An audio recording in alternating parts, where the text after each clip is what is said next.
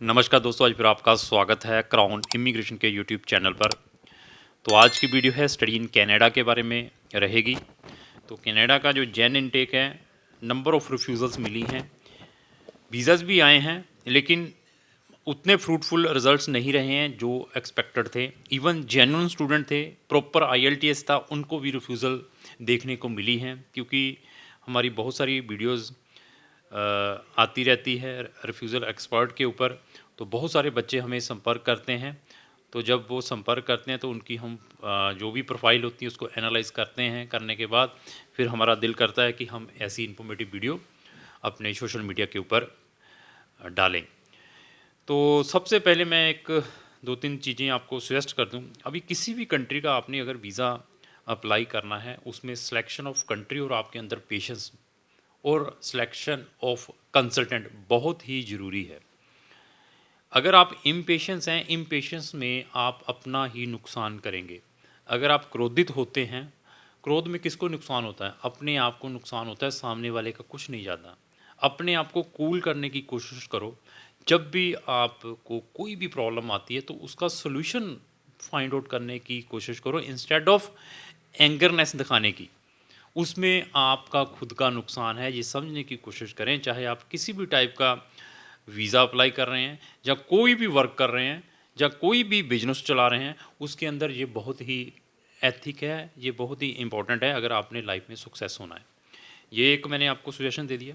दूसरा, selection of consultant बहुत ही ज़्यादा महत्वपूर्ण है। आपके कंसल्टेंट को किस टाइप की नॉलेज है, कहाँ तक वो आपके केस के लिए फ़ाइट कर सकता है, वो कंसल्टेंट आप कैसे फाइंड आउट करें। एटलीस्ट आप अपने लेवल पर रिसर्च ज़रूर करें। ये ना हो कि रेफरेंस के थ्रू ही चले जाएं, वीडियोस देख के ही चले जाएं।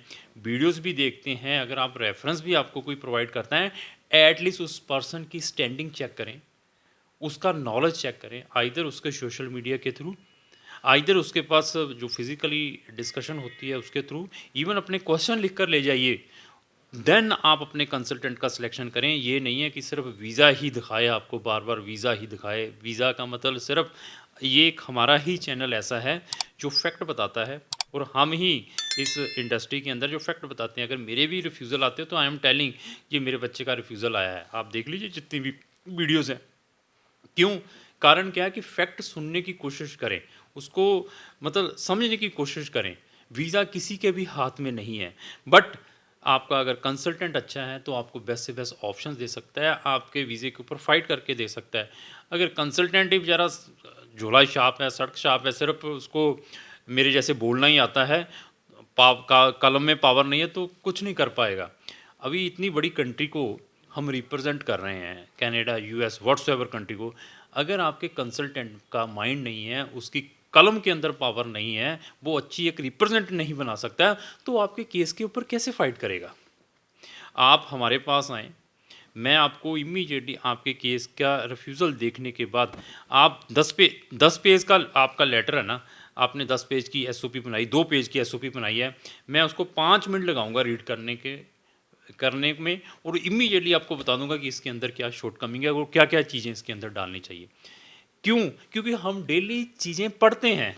अगर मैं कनाडा को डील करता हूँ, जब मैं शेंगन कंट्रीज़ को डील करता हूँ, तो मैंने बहुत सारे पीरियोडिकल न्यूज़ लगाए हुए हैं, चाहे मैं ऑनलाइन लगाए हुए हैं, चाहे मैंने अपने मैगज़ीन लगवाए हुए हैं। I am reading that articles. अगर मैं कनाडा को डील कर रहा हूँ तो मैं I am also reading the good federal court की जो जजमेंट्स आती हैं। कोई बच्चे का वीज़ा रिफ्यूज़्ड हुआ है ऐसे, उसने ऐसे-ऐसे करके वहाँ की फेडरल कोर्ट में अपना एडमिनिस्ट्रेटिव रिव्यू डाला था, उसके अंदर कैसी-कैसी जजमेंट आई हैं। आपके वीज़ा ऑफिसर ने क्या ग्राउंड रखी है और आपने क्या ग्राउंड रखी है, और आपके जो जज है उसने उसके ऊपर क्या डिसीजन दिया है।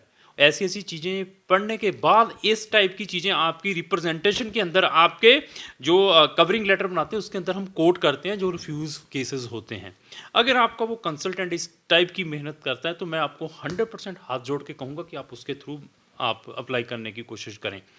हमारे पास ना तो हम कोई आपके ओरिजिनल डॉक्यूमेंट रखने की कोशिश करते हैं, चाहे पासपोर्ट है, चाहे आपके एकेडमिक डॉक्यूमेंट है, जीसी की तक आपके साथ शेयर करते हैं।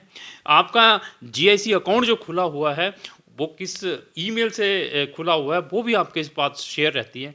व्हाट्सएवर चीज़ है वो हम आपके साथ शेयर करते हैं कि ताकि आपकी नॉलेज में हो कि आपके केस के ऊपर चल क्या रहा है। अभी मोर देन 50% से ज़्यादा कंसल्टेंट ऐसे हैं, ओरिजिनल डॉक्यूमेंटों के पीछे लगे रहते हैं। पासपोर्ट भी दे दीजिए हमें, ओरिजिनल डॉक्यूमेंट भी दे दीजिए, जाते ही आपके हाथ बढ़ा लेंगे, एग्रीमेंट करवा लेंगे। क्यों? क्या कारण है? डरते हैं। मतलब क्या कारण है उसका? जाते ही एग्रीमेंट करवाएंगे, आपने 10,000 रुपये सब नॉन रिफंडेबल जी फलाना करके।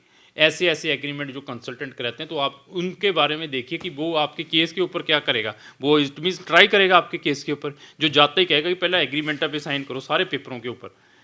मतलब समझने की कोशिश करें आप, ये आपके हाथ में है।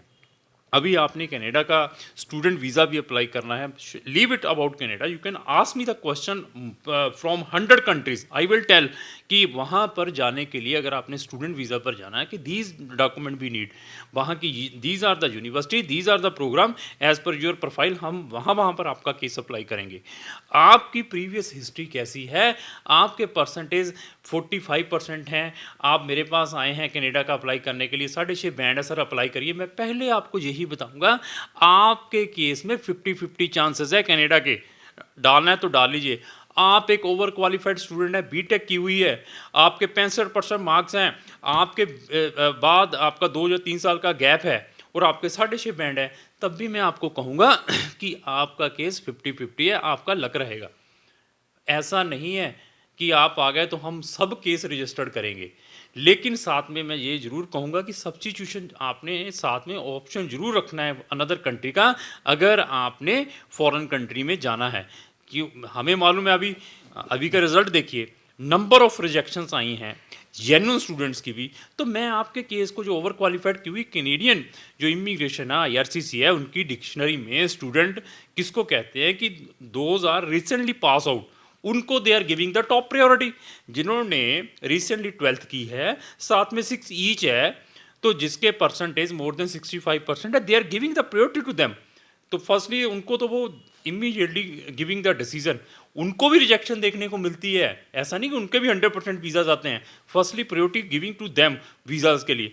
तो जो बाकी प्रोफाइलें रहती हैं, जो नॉन SDS के थ्रू हमने अप्लाई की है, जो 6 ओवरऑल 6 है, 5 एक मॉड्यूल में 5.5 है, तो वो तो देखो लक है, आपको मिल भी सकता है, नहीं है। बट फिर बता दिया अगर आप रिफ्यूज हैं, फिर आपका केस देखने के बाद मैं बताऊंगा कि अभी अगर आपने दोबारा भी अप्लाई करना है तो ये प्रिकॉशंस लो, और हम आपकी रिप्रेजेंटेशन में ये चीज़ें लिखेंगे जो मैंने फाइनल कोर्ट की जजमेंटें पढ़ी हुई हैं।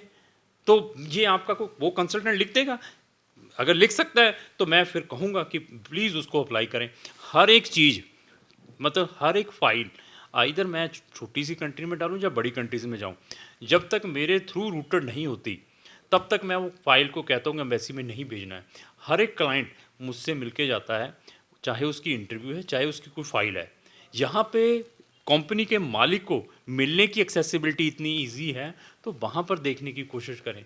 बस मालिक है नहीं है, स्टाफ आ गया, वो आज चेंज हो गया, कल चेंज हो गया, जो उधर चला गया, उसको मालूम है वहाँ पर यही चलेगा।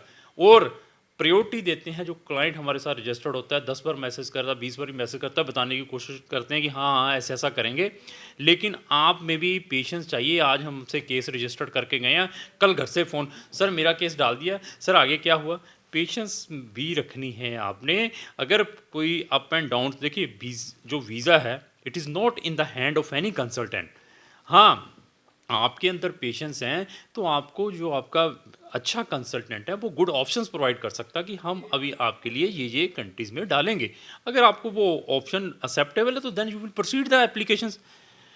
तो फिर मैंने बता दिया, सिलेक्शन ऑफ कंसल्टेंट बहुत ही इंपॉर्टेंट है। आप किसी भी कंट्री में अपना किसी भी टाइप का वीज़ा अप्लाई करते हैं, एटलीस्ट उसका नॉलेज ज़रूर चेक करें। बार बार मैं कर रहा हूँ रिपीट वर्ड, फॉरेन कंट्रीज़ के साथ डील कर रहे हैं। अभी फॉरेन कंट्रीज़ के साथ हम अगर डील कर रहे हैं, अभी जितने भी हमारे जितने भी एम्बेसडर्स हैं या कॉन्सुलेट हैं, जो इंडिया के, जो इंडियन एम्बेसी फॉरेन कंट्रीज़ में हैं, तो जो वो वहाँ पे वर्क कर रहे हैं, उनकी सिलेक्शन क्राइटेरिया के बारे में मालूम है कहाँ पर है?